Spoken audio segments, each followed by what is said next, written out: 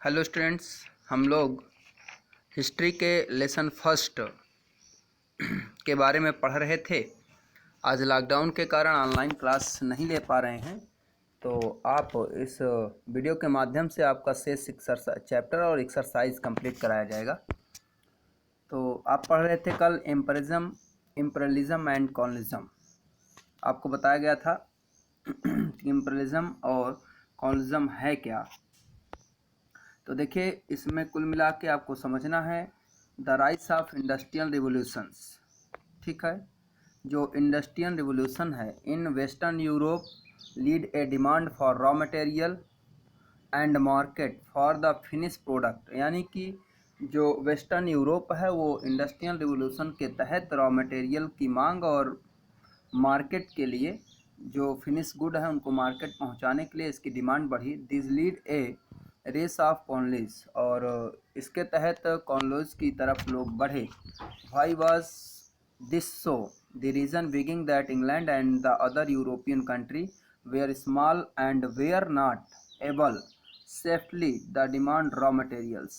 Also the market of finished product was small.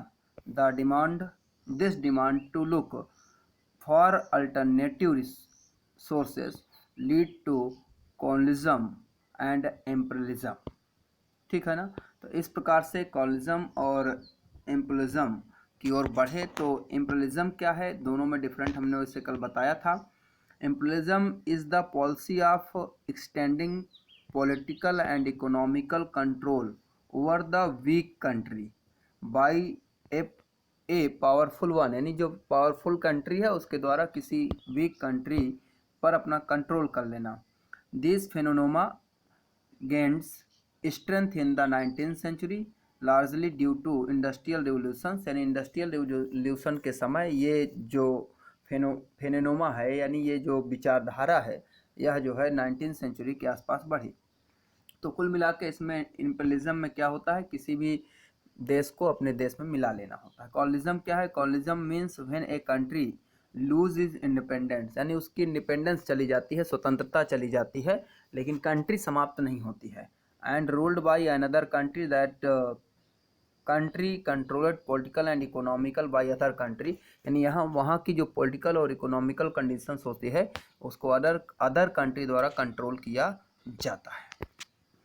तो इसका कुल मिला के अगर देखें कि the pursuit of colonies increase during the 19th century. ठीक है ना।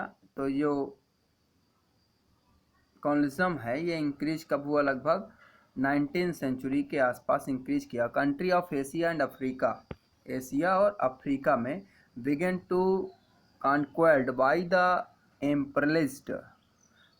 imperialized countries. The course of time, the whole of Asia and Africa was divided among the imperialist power lead by Britain, France।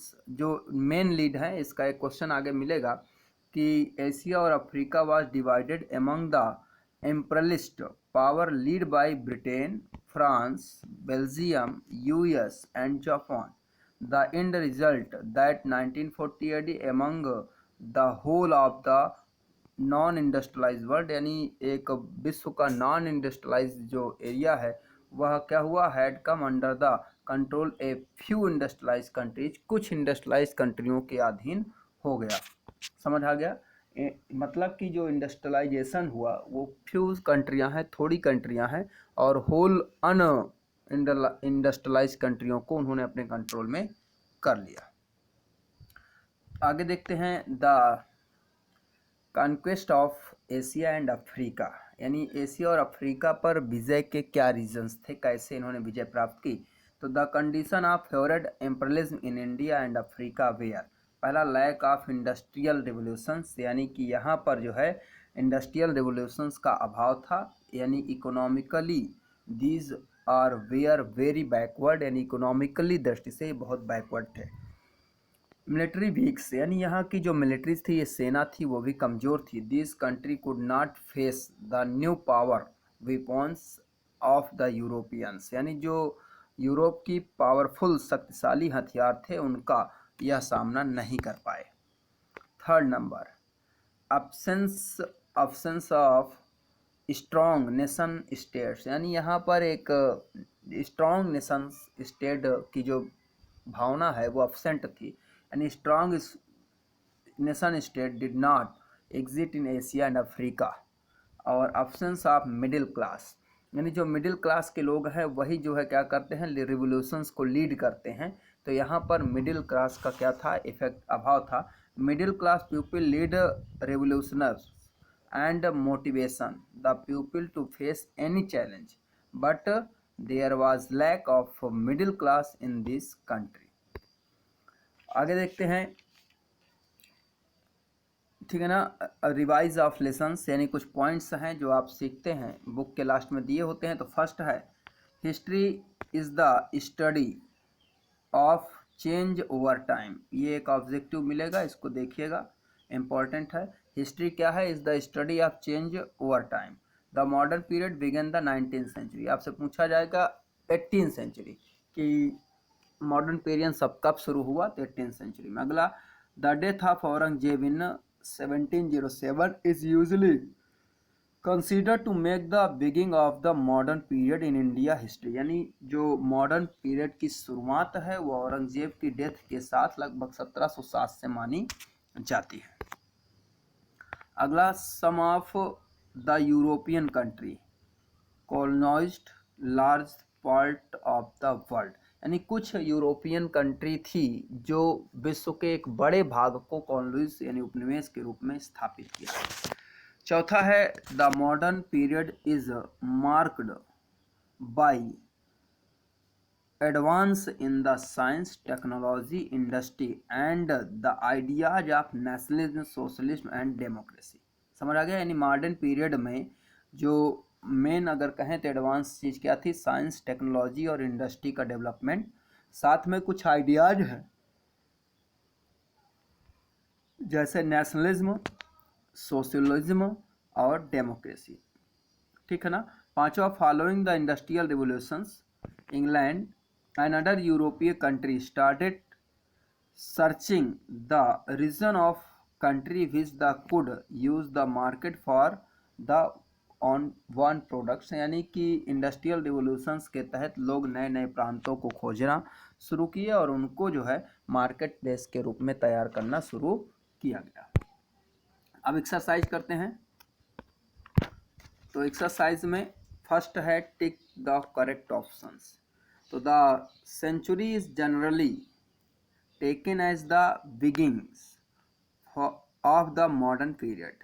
सीधी सी बात है, अभी अभी हमने बताया आपको मॉडर्न पीरियड का आंसर लगाना है सी, ठीक है ना, 18th सेंचुरी। चलिए नेक्स्ट देखते हैं। सेकंड है, the industrial revolution started in Britain around, लगभग 1750 में 1750 के आसपास शुरू होता है। अगला, हु वेयर कॉल्ड कैपिटलिस्ट। तो इसमें आप क्या लगाएंगे, फैक्ट्री ऑनर। फैक्ट्री ऑनर जो होगा उसे हम लोग क्या बोलते थे, कैपिटलिस्ट या पूंजीवादी बोलते थे। नेक्स्ट देखते हैं, the death of Aurangzeb mark the beginning of, क्या लगाएंगे, मॉडर्न पीरियड, ठीक है ना। जैसे ही औरंगजेब की मृत्यु होती है तो मॉडर्न पीरियड शुरू होता है। Till the 19th century India was major export of, इसमें क्या लगाएंगे, बोथ लगा दीजिए, cotton textiles and silk textiles के क्षेत्र में कार्य कर रहे थे। बी नंबर है, फिलिंग द ब्लैंक्स। आपको फिलिंग द ब्लैंक्स करना है। In the history of the India, filling the blanks में भर दीजिए 19th century mark the beginning of the modern period.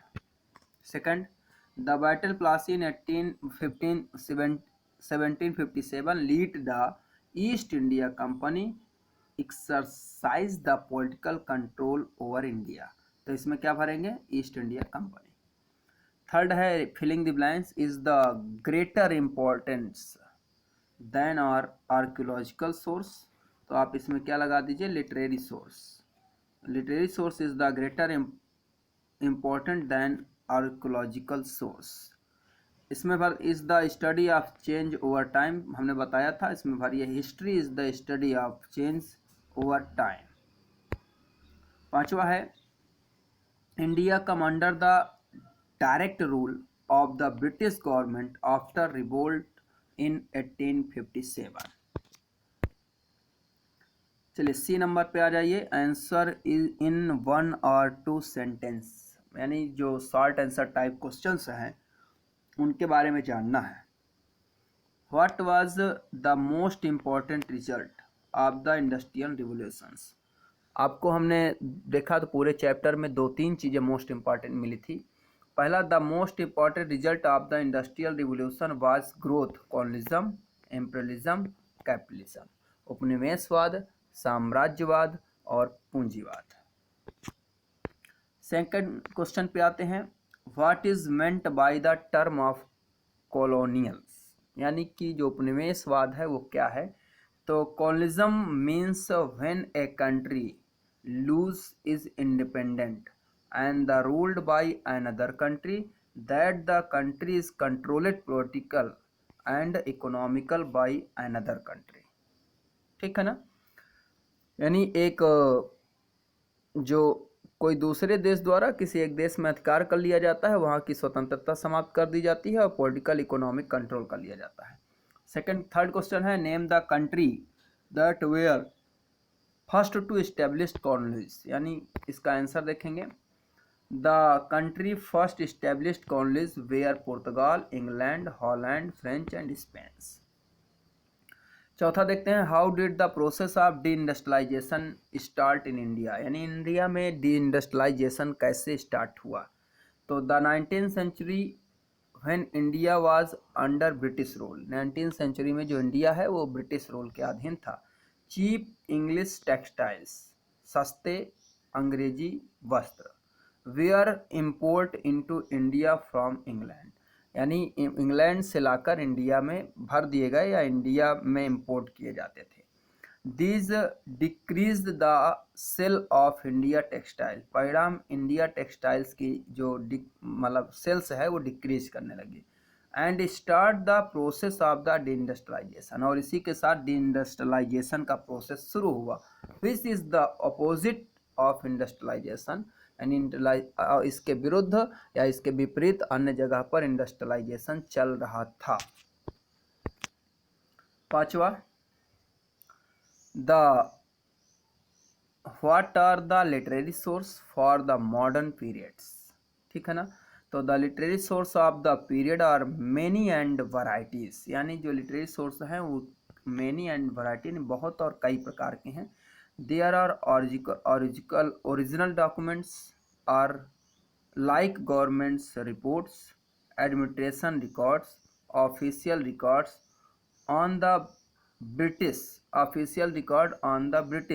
survey, so on। ऐसे ही यानी the original document like government, जैसे कौन कौन से, आपको समझना क्या है इसमें कौन कौन से आए, आपको समझना है। पहला number government reports, second number administration report, third number official record of the British, fourth number survey, जो सर्वे किए जाते हैं उनके बारे में।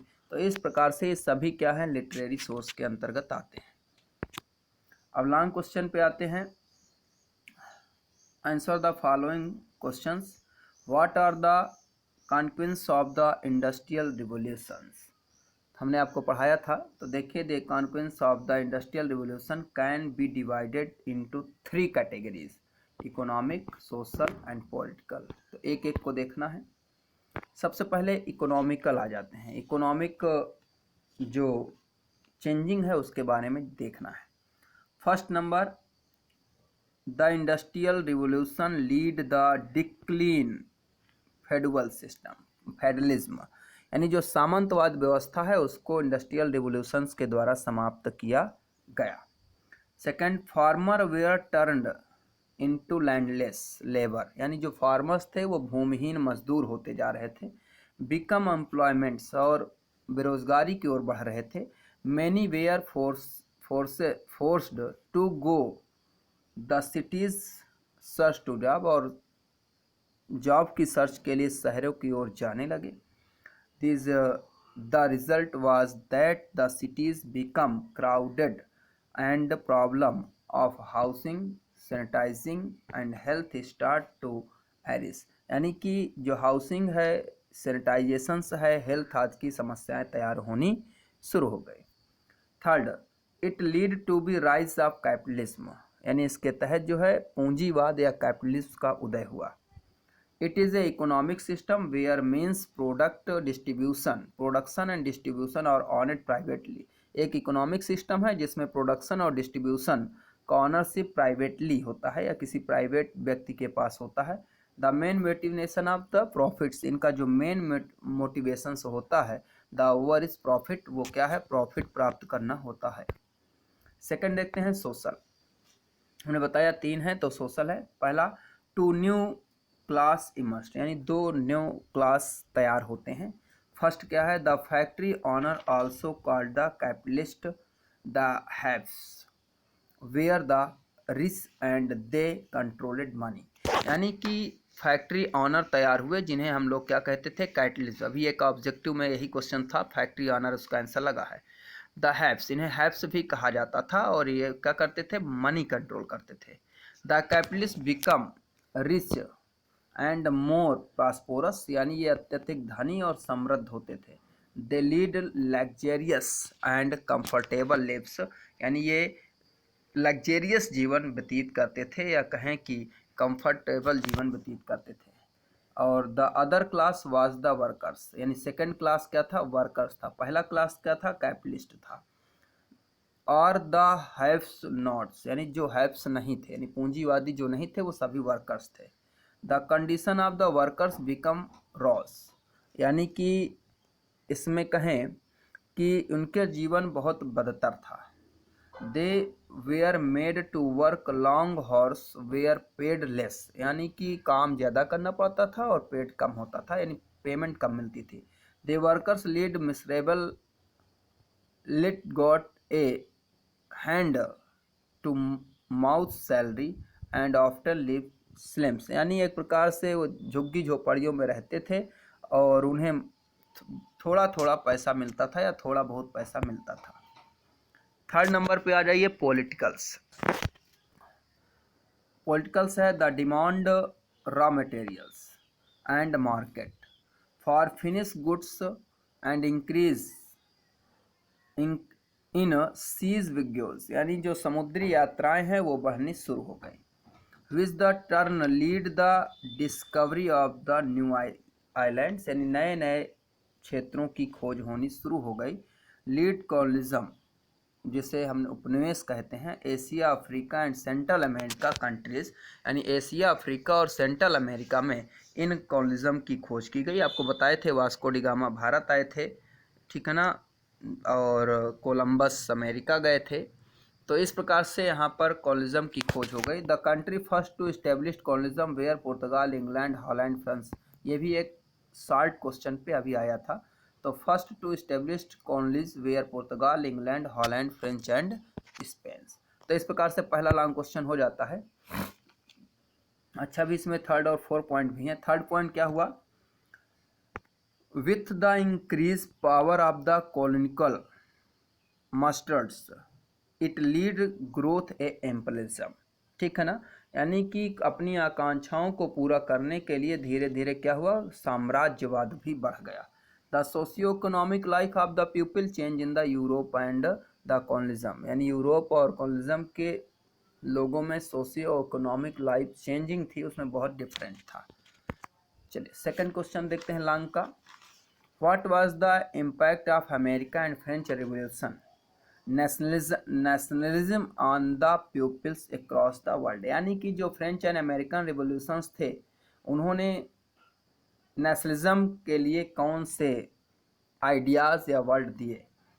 तो the American and French revolution and the ideas of liberty, equality and front end, मतलब कि एक प्रकार से कहें फ्रेटेंटली या फ्रेंडली कहते हैं उसे, बंधुता कहते हैं। They adopt change the lives of millions of people across the world. They inspired the people of many countries liberal against dominations and explanations are to fight freedom and democracy. ठीक है ना। और यह जो है शोषण और वर्चस्व के विरुद्ध लड़े और किसके लिए, डेमोक्रेसी प्राप्त करने के लिए शुरू की लड़ाई। थर्ड है ये short notes of the official record and survey, इसको भी पढ़ाया गया था। तो ऑफिशियल रिकॉर्ड देखें, the Mughal introduced the culture of recording everything, यानी जो मुगल थे वो जो है यह कल्चर विकसित किए कि सभी रिकॉर्ड्स तैयार किए जाएं। The were further and perfected by the British, और इस रीति को ब्रिटिश ने आगे बढ़ाया।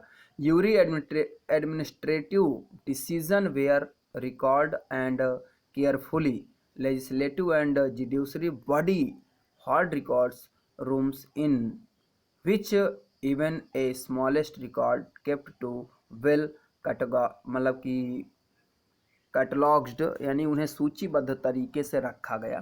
तो इसमें कुल मिला के every administration decision was recorded carefully, चाहे वो लेजिस्लेचर हो या जुडिशरी हो, इन सभी के रिकॉर्ड को एक सूचीबद्ध तरीके से संरक्षित किया गया है। सर्वे हैं तो विभिन्न प्रकार के सर्वे कराए जाते थे। The British also began the practice of the conducting survey, जैसे population survey, revenue survey, land survey and many other type survey were conduct. Mapping is important part this survey. The British made a large number of topological maps, यानी कि स्थलाकृतियों वाला map, कहाँ पर्वत पठार मैदान है, यानी कहीं माउंटेन, कहीं पर प्लेन, कहीं प्लेटो, इन सबको दिखाया जाता था। और सेंसस ऑपरेशन आल्सो बिगेन, जनगणना भी कराई जाती थी, उसका भी इसमें रिकॉर्ड मिलता है।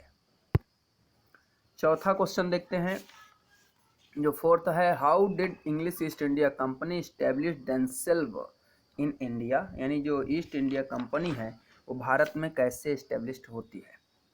तो देखते हैं, incorporated by royal chapter on charter on December 31, 1600, it was started as a monopolistic trading body so that England could participate the East India spice trades।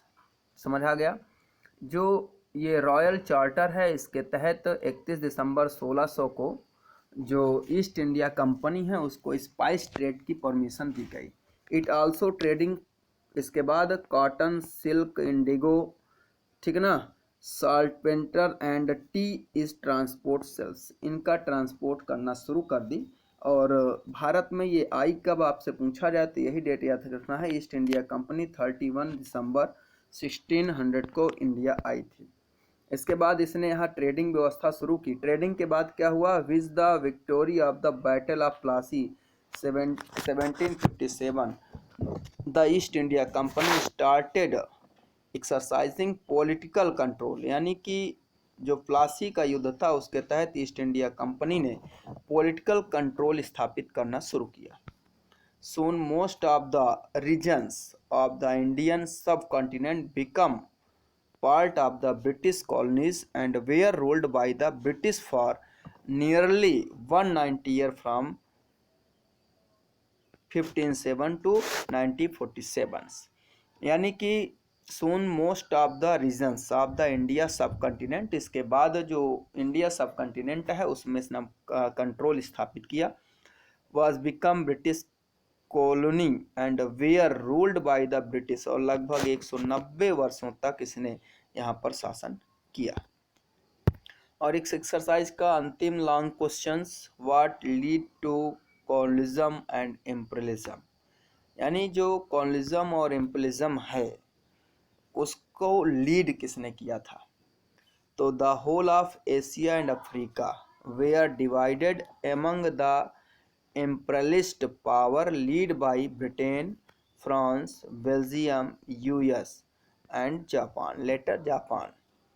The end result was that by 1914 AD almost the whole of the non-industrialized world, यानी जो 1914 तक जो है जो non industrialise world थे इसको क्या किया, had come under the control of a few industrialise countries, कुछ इंडस्ट्रियलाइज कंट्रियों द्वारा जो है अनइंडस्ट्रियलाइज वर्ल्ड को कंट्रोल किया गया या अपने नियंत्रण में लिया गया, तो इसमें मुख्यतः आंसर क्या है? Britain, France, Belgium, US and Japan. ठीक है, तो इसके साथ आपकी एक्सरसाइज कंप्लीट होती है। ठीक है, और ये आपका चैप्टर भी पूरा होता है। ये एक्सरसाइज को आप लोग फाइनल जो आपकी फेयर होगी उस फेयर पर इसे आप लोग कंप्लीट करेंगे, डाउनलोड करेंगे, यानी इसको देखकर पूरा लिख लेंगे।